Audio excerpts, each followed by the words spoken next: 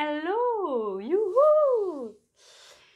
Bonjour, bienvenue. Dans cette vidéo, j'ai envie de te parler de comment oser et comment dépasser, s'affranchir du regard des autres. C'est une question que j'ai eue quand je parlais de s'affirmer. Et c'est sûr que des fois, quand on s'affirme, quand on pose des choix pour aller vers soi, quand on va vers, je veux dire, sa meilleure version de soi, quand on va vers des choses qui nous animent profondément et peut-être que jusque-là, on avait mis de côté, qu'on avait mis sous le tapis, c'est possible que des fois nos proches ne comprennent pas nos choix.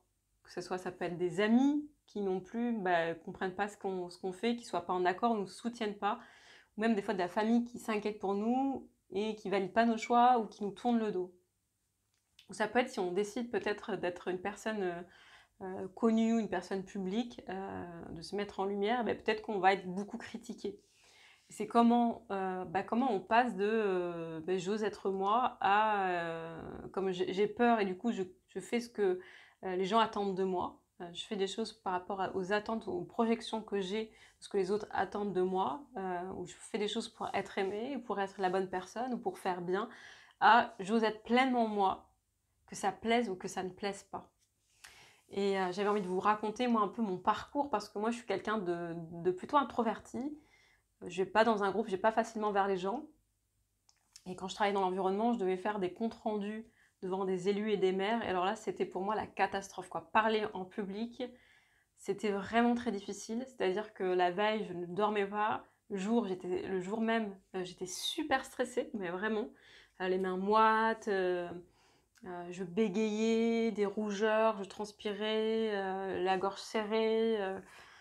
C'était vraiment pour moi pas du tout agréable. Et c'est là où je me suis rendu compte, c'est quand je me disais, bon, c'est pas possible, je travaille dans l'environnement, je vais être amenée à faire des comptes rendus régulièrement, devoir parler en public pendant des réunions. Et du coup, j'avais vraiment envie de trouver cette aisance à parler, à m'exprimer. Et donc, c'est là où j'ai commencé à me dire qu'il faut que je me fasse accompagner pour gagner en confiance en moi et que je n'arrive pas à devoir m'exprimer devant des gens en étant paniquer au possible et à me sentir super mal.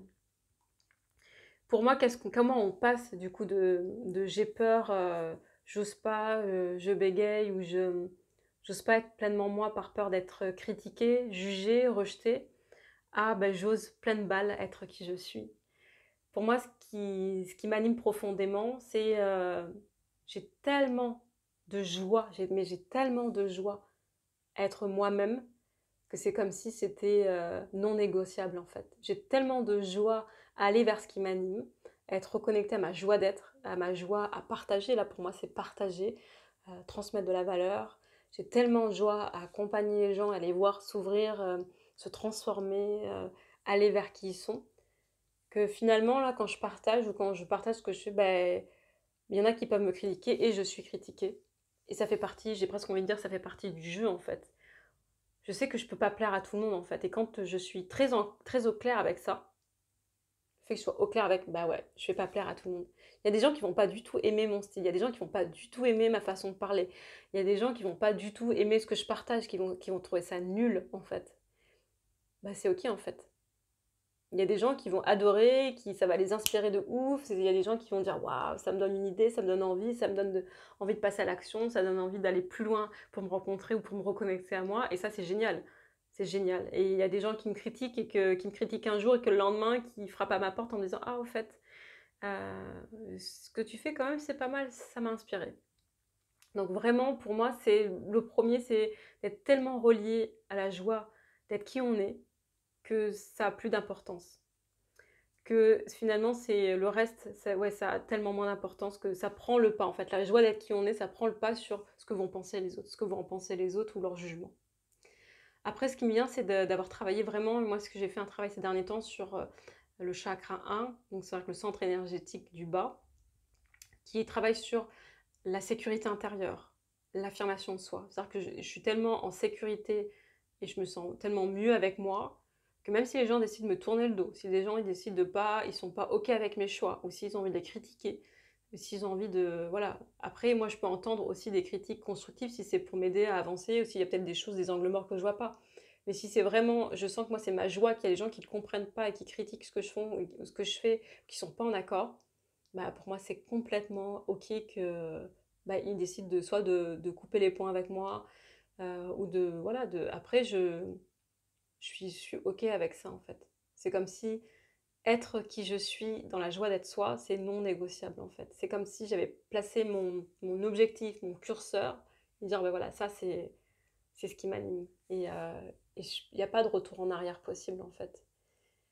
Et quand une fois on s'est posé en soi, qu'on a grandi je sais pas si c'est grandir en confiance, mais quand on s'est posé dans ses bases, on a pris le temps d'habiter en soi-même vraiment, il y a quelque chose de très posé, quelque chose de très, voilà, qui peut continuer à s'ouvrir et à s'expanser. Donc voilà ce que j'avais envie de vous partager.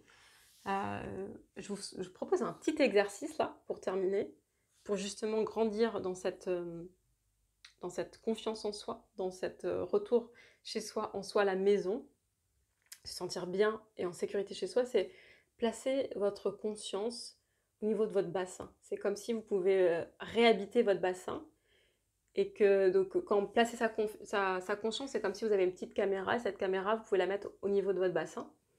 Et c'est juste placer votre attention, donc 1 ou 2 minutes par jour, respirer dans cet espace-là et voir que ce bassin, c'est vos fondations en fait.